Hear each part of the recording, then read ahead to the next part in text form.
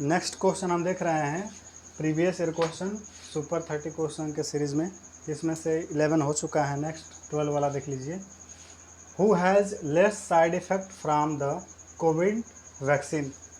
जब Covid vaccine दिया जा रहा था तो WHO ने जो गाइडलाइंस दिया उसके हिसाब से क्वेश्चन पूछा गया है कि बताइए कि किसमें सबसे कम साइड इफ़ेक्ट देखने को मिलता है। प्रेग्नेंट वुमेन में, टाइप 1 डायबिटीज़ मेलाइटस के जो पेशेंट होता है उसमें, या चिल्ड्रन में, या कोई ऐसा इंसान जिसकी एज 60 ईयर से ज़्यादा है उसमें। तो इसमें से कौन सा ऑप्शन सही होगा? तो इस क्वेश्चन के अकॉर्डिंग तो ऑप्शन ए सही होगा। नेक्स्ट क्वेश्चन है what are the sequence of the disease process. Disease process का क्या सीक्वेंस होता है, यानी कि किस तरीके से डिजीज़ होता है या किस स्टेज में होता है, किसके बाद क्या होता है। तो देख लीजिए, फर्स्ट ऑप्शन है incubation period, prodromal stage, illness, decline और कन्वल्सेंस। तो सेकेंड ऑप्शन है illness, incubation period, prodromal, decline और convalescence. C convalescence stage, illness, incubation, prodromal और डिक्लाइन। और फोर्थ में प्रोडर्मल, इलनेस, इंक्यूबेशन, डिक्लाइन और कन्वल्सेंस। तो इसमें से इसके अकॉर्डिंग देखा जाए तो ऑप्शन हमारा फर्स्ट सही होगा। पहले होता है इंक्यूबेशन पीरियड, उसके बाद प्रोडर्मल, और उसके बाद होता है इलनेस, उसके बाद डिक्लाइन, और नेक्स्ट होता है या लास्ट होता है कन्वर्जेंस स्टेज। तो हमारे ये वाला ऑप्शन सही हो जाएगा। ये होता है हमारा डिजीज़ प्रोसेस, डिजीज़ होने की प्रोसेस। पहले इंक्यूबेशन होती है, यानी कि बीमारी हमारे होने से फर्स्ट लक्षण जो दिखाई देता है। नेक्स्ट क्वेश्चन है 14 number, full form of DPT. DPT का फुल फॉर्म बताइए। बहुत आसान क्वेश्चन, बहुत अच्छा क्वेश्चन।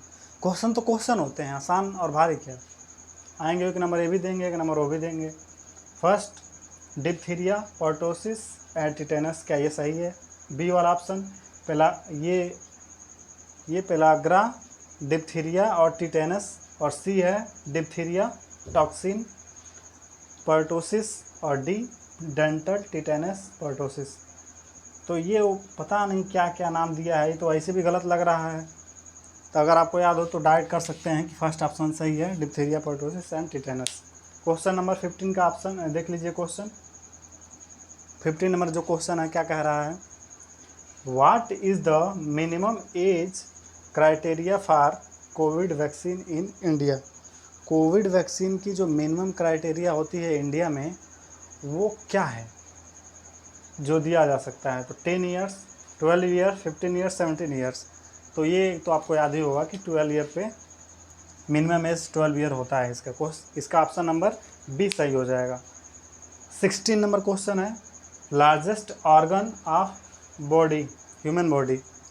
तो सबसे लार्जेस्ट ऑर्गन देखा जाए तो हमारे इसमें बोन होगा। क्वेश्चन के अकॉर्डिंग भी सही है। और लार्जेस्ट इंटरनल ऑर्गन पूछा होता तो क्या होता?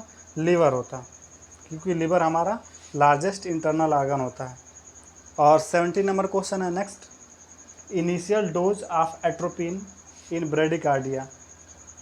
ब्रेडिकार्डिया मतलब हमारा जो कार्डियक मसल है उसमें एट्रोपिन का कितना डोज दिया जाता है इनिशियल में, अगर ब्रेडिकार्डिया हुआ है तो फर्स्ट है 0.6 mg, और बी है ए में 0.6 mg, बी में 1 mg, और सी में 2 mg, और डी में 1.5 mg। तो फर्स्ट डोज जो दिया जाता है, पहला जो बोलस दिया जाता है 1 mg का दिया जाता है। उसके बाद सक्सेसिव रूप से 3 से 5 मिनट के बाद दूसरा डोज ऐसे करके दिया जाता है।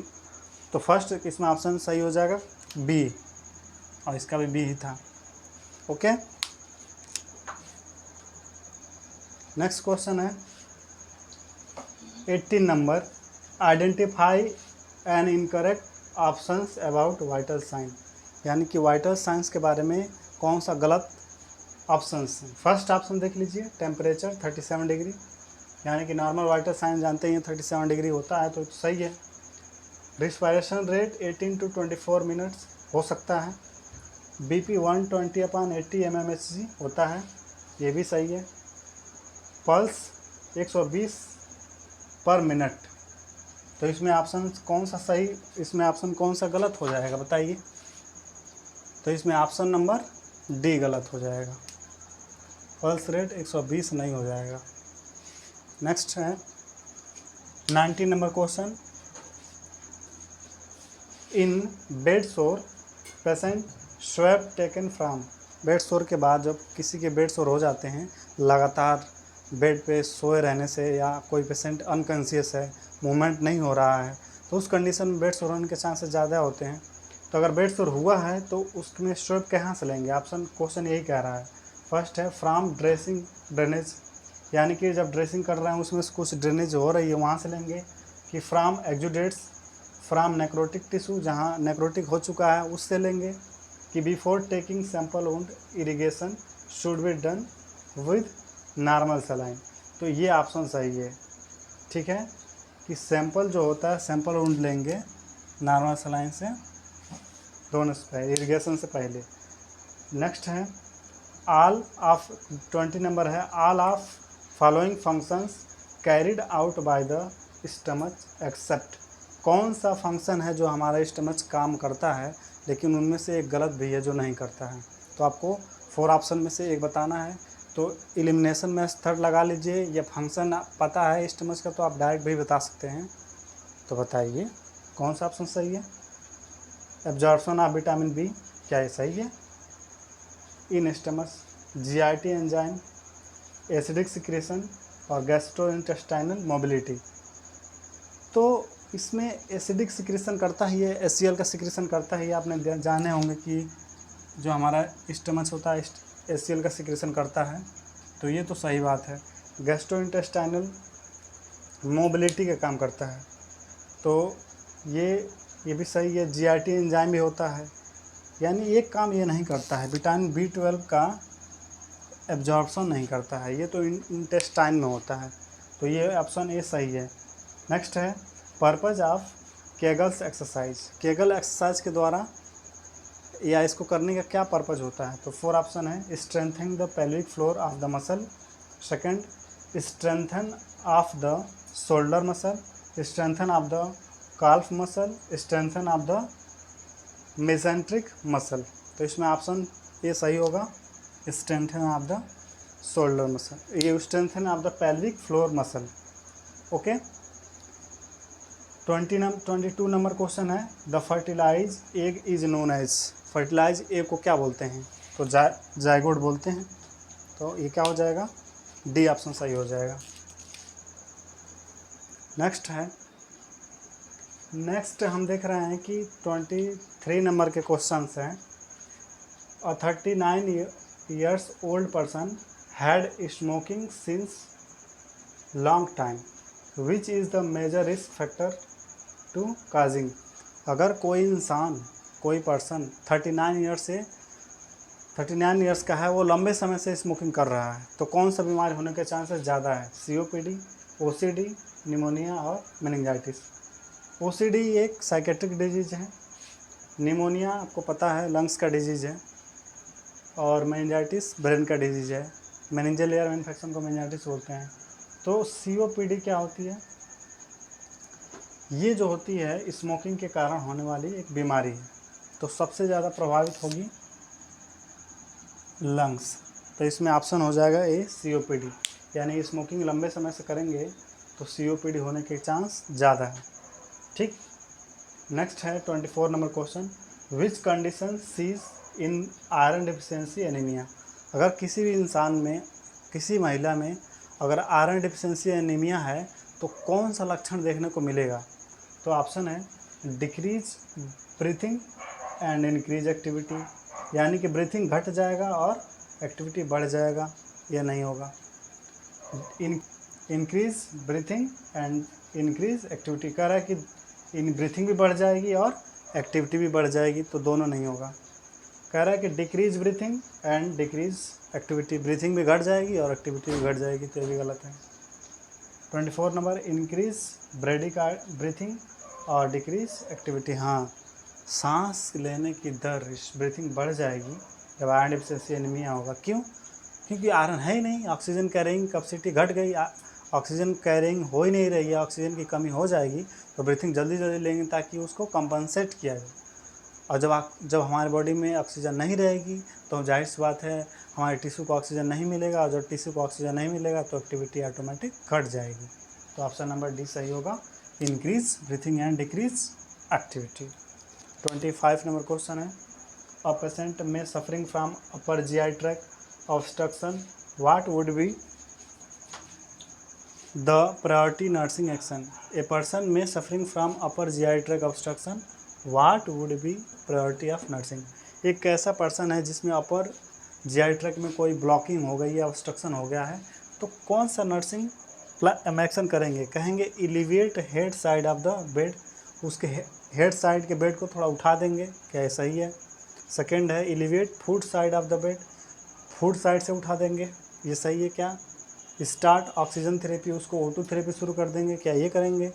गिव साइड लाइंग पोजीशन, क्या उसको साइड लाइंग ऐसे घुमा के पोजीशन दे देंगे? तो ये गलत है, फर्स्ट वाला ऑप्शन सही होगा, उसको हेड साइड इंक्रीज कर देंगे, तो ऑप्शन नंबर ए सही होगा।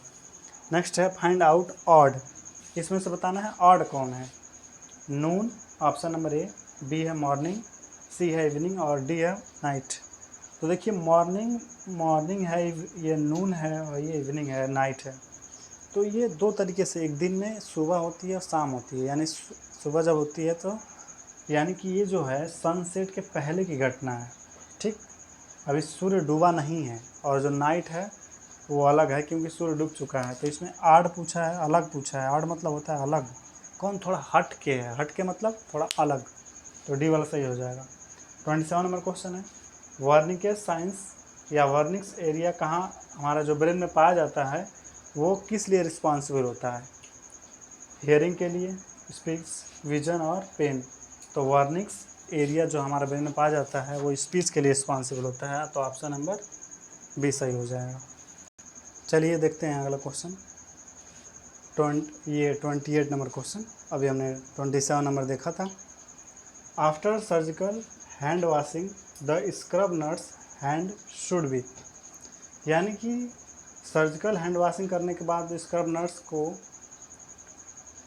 क्या करनी चाहिए? कौन ऑप्शन सही है बताइए? Just above the elbow, elbow के ऊपर से धोना चाहिए, just below the elbow, elbow के नीचे धोना चाहिए, just above the waist level, just below the waist level. तो इसमें ऑप्शन जो सही है just below the waist level, ये वाला ऑप्शन डी सही है।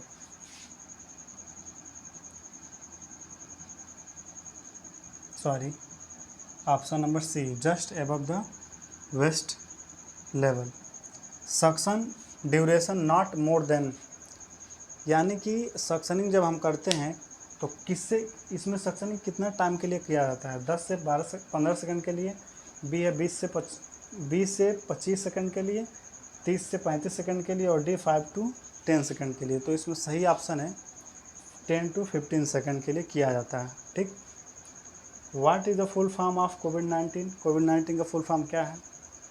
तो इसमें है corona virus disease 2019, corona virus disease deficiency 2019, ये गलत है। तो सही क्या आप बताएंगे? कोरोना वायरस डिजीज़ और कोरोना वायरस डिजीज़ 2021, तो ये गलत नहीं, इसमें से सही ऑप्शन हो जाएगा कोरोना वायरस डिजीज़ 2019। ओके, तो अब हम शुरू कर रहे थे इतना, हमने सुपर 30 क्वेश्चन अभी हमने देखा, इसके बाद हम लेके आएंगे नेक्स्ट क्वेश्चन। तो आज का ये हमारा सीरीज़ प्रीवियस ईयर क्वेश्चन समाप्त हुआ। Okay, thank you.